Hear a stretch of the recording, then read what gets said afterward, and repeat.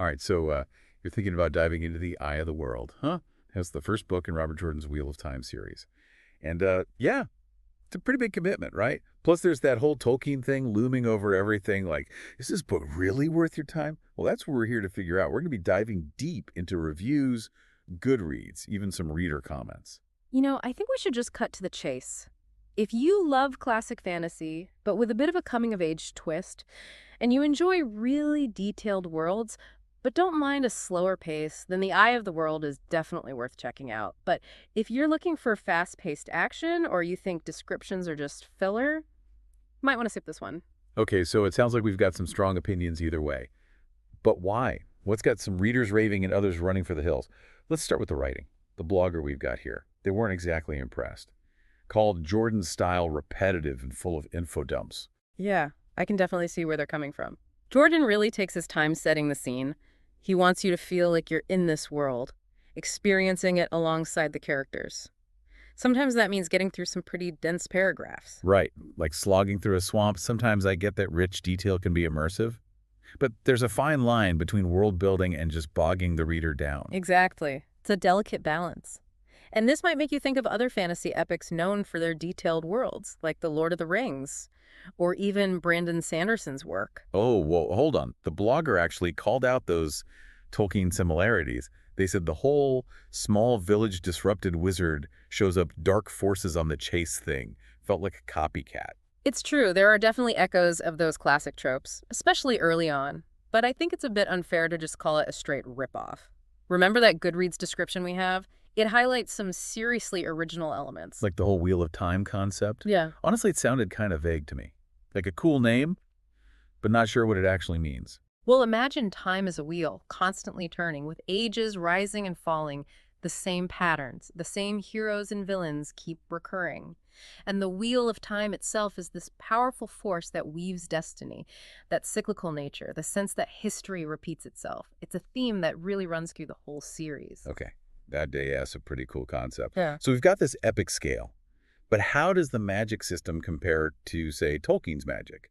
The Goodreads description mentions Saidar and Saidin, the female and male halves of the one power. And this is where things get really interesting. Remember how the blogger complained about the characters being immature?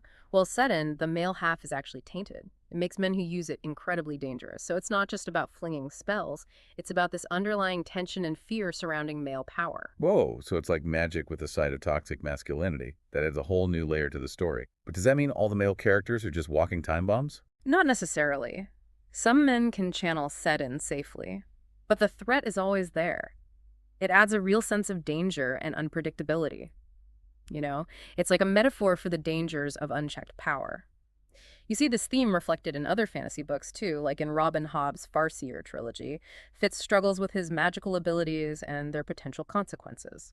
Interesting comparison. But this also makes me think about the female characters. The blogger didn't really mention them much, but the Goodreads reviews were all over the place on Nynaeve. Some loved her, some found her overbearing. What's the deal with her? Nynaeve is a fascinating character, and her journey is a major part of the series. She starts out as the village wisdom, a healer and leader. But she's also fiercely protective and can be pretty stubborn.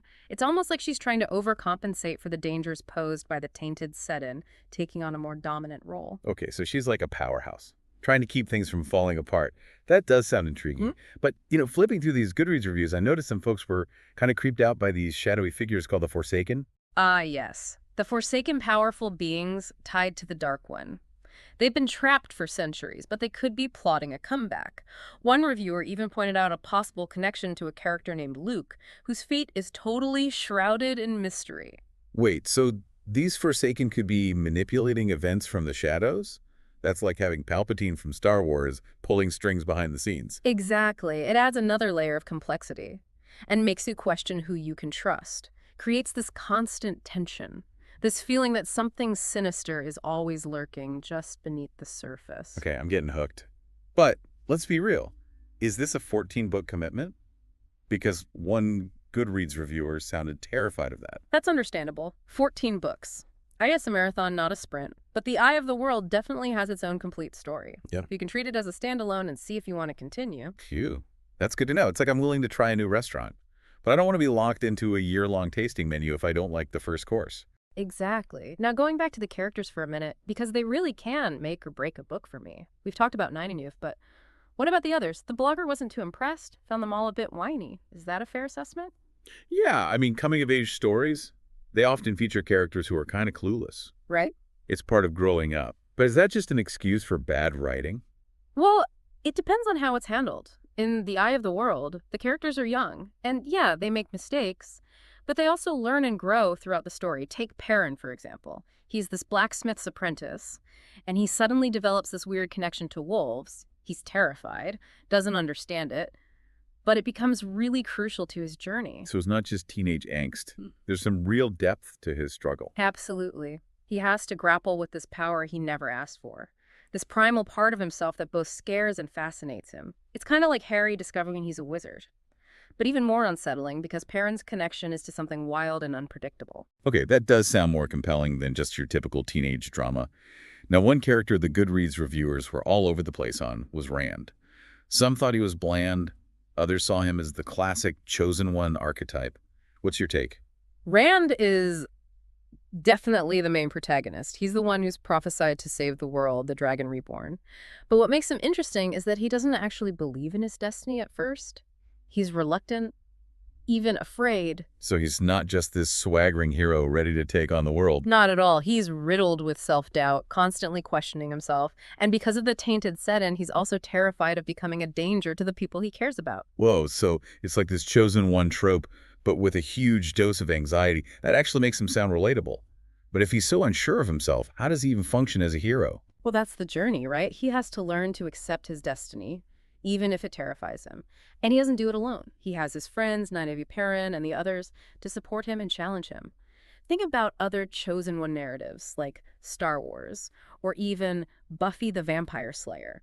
The heroes always have their allies, their mentors, to guide them. Okay, so it's more of an ensemble cast. Everyone playing a part in this epic struggle. That's definitely something that draws me to certain fantasy books.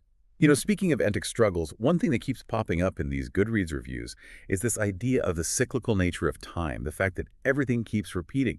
Does the book really dig into that? Absolutely. Jordan doesn't just use it as a cool background concept. He weaves it into the characters' struggles, their choices, even their doubts.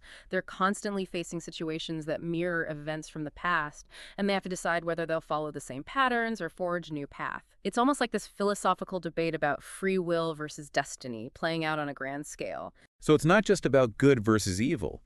It's about whether we can break free from the cycles of history. That's a pretty heavy theme for a fantasy novel. It is. And it's what elevates The Eye of the World above just a simple adventure story. It makes you think about your own life, your own choices. Are we really in control of our destinies, or are we just playing out roles that were written long ago? Wow, that's getting deep. And you know what? That reminds me of a conversation I had with a friend about The Name of the Wind by Patrick Rothfuss. We were debating whether the protagonist was truly shaping his own fate or just fulfilling a prophecy. It's fascinating how fantasy can spark these big questions. Exactly. It lets us explore these complex themes in a way that feels safe and engaging. And Jordan is a master at weaving those philosophical threads into his narrative. He doesn't give easy answers, but he makes you think, makes you question. Okay, so after this deep dive, I'm actually leaning towards giving The Eye of the World a shot. It sounds like a book that's more than just swords and sorcery. It's got this depth, this exploration of destiny and free will that really appeals to me. I think you'd enjoy it. And remember, even though it's part of a larger series, it does have a satisfying conclusion. You can always decide later if you want to continue the journey. All right, so we've reached the end of our deep dive into The Eye of the World. We've tackled the writing style, explored that complex world, and really grappled with those philosophical themes that make this book more than just your average fantasy adventure. Yeah, we compared it to other epic fantasies like The Lord of the Rings, The Name of the Wind, and even Buffy the Vampire Slayer to see where it fits in the genre and what makes it so unique. And ultimately, the decision of whether to read The Eye of the World is up to you. But we've given you the information, the insights, and hopefully a few aha moments along the way to help you make that choice. And if you do decide to take the plunge, we'd love to hear your thoughts. What resonates with you? What challenges your assumptions? Let us know. Exactly. This is just the beginning of the conversation. Yeah. And remember, you can find links to all of our sources in the show notes, so you can explore The Eye of the World a little deeper and see for yourself if it's a story that captures your imagination. Happy reading. And who knows? Maybe you'll discover your next book obsession. That's the beauty of deep dives like this. They can open up whole new worlds and possibilities. Exactly. We're just here to provide the map. You get to choose the adventure. Until next time, happy reading.